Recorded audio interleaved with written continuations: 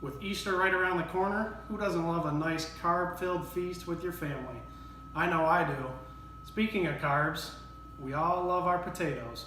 So today I'm going to show you a family recipe that's been passed down from my grandma to my mom to me. It's twice baked potatoes with a slight twist to it. We're going to use it in a casserole form. So what we're going to do to get started is we're going to grab, I'm using russet potatoes. I'm using large ones. You can use Idaho, whatever your style is. We're using large 10 of these potatoes, double the recipe. So first thing you're going to do, you're going to wash these, get rid of any dirt, everything like that. Make sure it's ready to go. And I'm also going to poke holes in it. You're going to do this so that they don't explode when they're in the oven. So line them up on your baking tray there. Preheat your oven to 400 degrees and throw it in the oven about an hour, hour and a half. So while that's going on, you can get going on the rest of the ingredients that's going to make up the twice baked potatoes. So I have 1.5 pounds of bacon here that I pre-cooked yesterday to save me some time.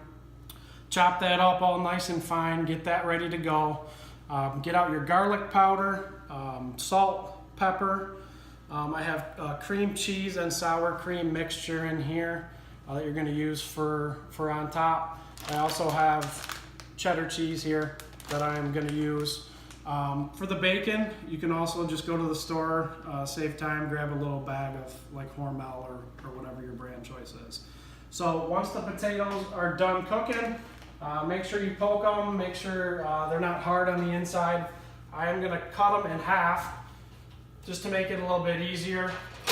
And you're going to scoop out this interior here. So when you scoop out the interior of the potato, we're going to put it into a pan like that. So once we do that, you're going to want to mash them. You don't have to mash them crazy, just a nice light little mash on there. Once you have them mashed, take your tray here. You're going to put half of this into the bottom. Make sure your pan's all greased up and ready.